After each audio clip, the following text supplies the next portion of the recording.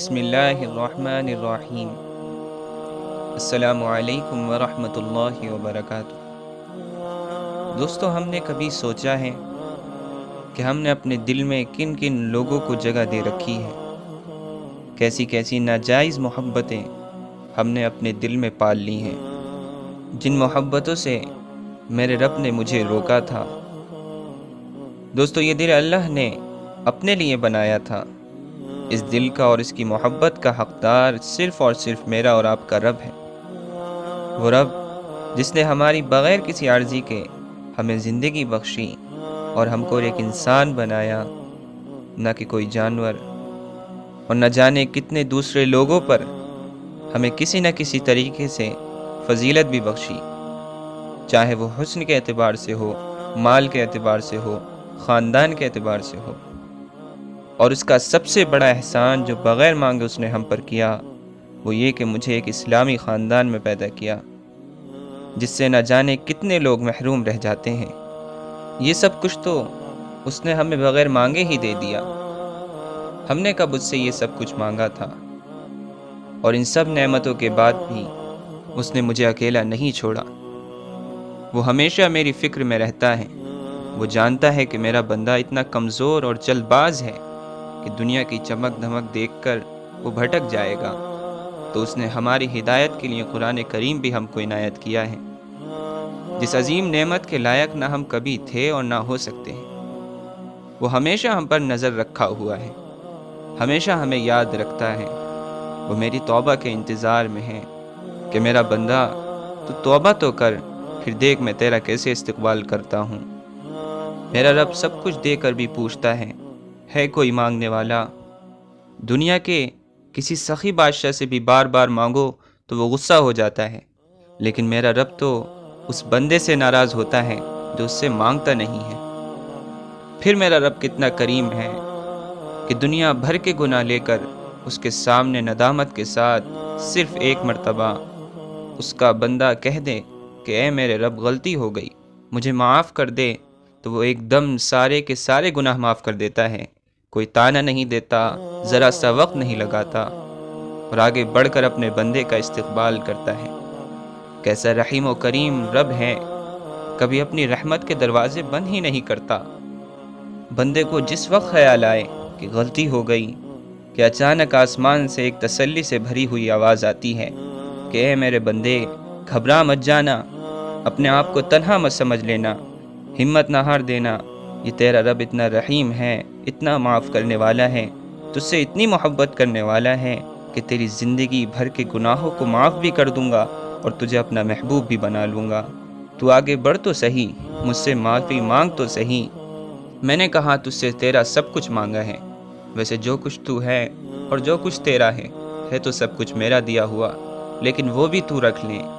بس 5 وقت کی نمازوں کا وقت میرے لیے نکال لے۔ میں نے کہا کہ اپنا سب کچھ قربان کر دے، میرے لیے سب کچھ چھوڑ دے۔ بس جو چیزیں میں نے تیری بھلائی کے لیے، تیری کامیابی کے لیے ناجائز کی ہیں، ان ناجائز چیزوں کو چھوڑنے کا مطالبہ کیا ہے۔ دوستو، جفائیں تو میری طرف سے ہیں، میرا رب تو ہر وقت میرے ساتھ ہے۔ میرے گناہوں کے باوجود، میری بغاوت کے باوجود مجھ سے کہتا ہے اے میرے بندے، اے ابن آدم، میں تجھ سے پیار کرتا ہوں، تجھے میرے حق کی قسم تو بھی تو مجھ سے پیار کر۔ ارے میرے دوستو، محبت کا اظہار تو مجھے کرنا تھا، محبت کی گواہی تو میرے اعمال سے ظاہر ہونی تھی۔ میرے رب کو کیا ضرورت تھی؟ میرے رب کو میرے اور آپ کی کیا ضرورت ہے؟ وہ تو بے نیاز ہے۔ وہ تو ایک مرتبہ ارادہ کرے گا، پوری انسانی مخلوق مٹ جائے گی اور ایک نئی اور اللہ کی فرما بردار مخلوق وجود میں آ جائے گی۔ لیکن یہ میرے رب کی لامحدود محبت ہی تو ہے کہ مجھ جیسے حقیر اور گناہ گار بندے کو وہ پاک ذات کہہ رہی ہے۔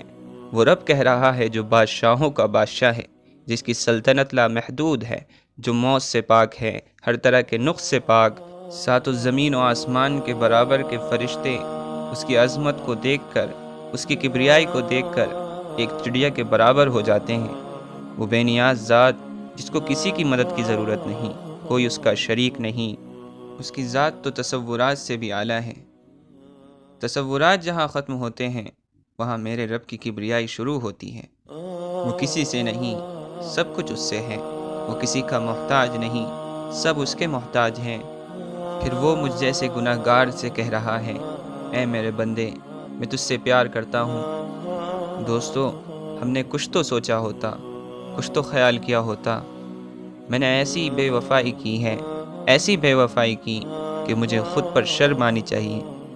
یہ دل ہم نے کس کس کو دے رکھا ہے، کس کس کی ناجائز محبت اس دل میں بھر لی ہے۔ اور اس دل پر تو میرے رب کا حق تھا، اس رب کا حق تھا جو میری ہر بے وفائی کا بدلہ مجھے وفاؤں سے دیتا ہے، جس کی رحمت کے دروازے ہر وقت مجھ گناہ گار کے لیے کھلے ہوئے ہیں۔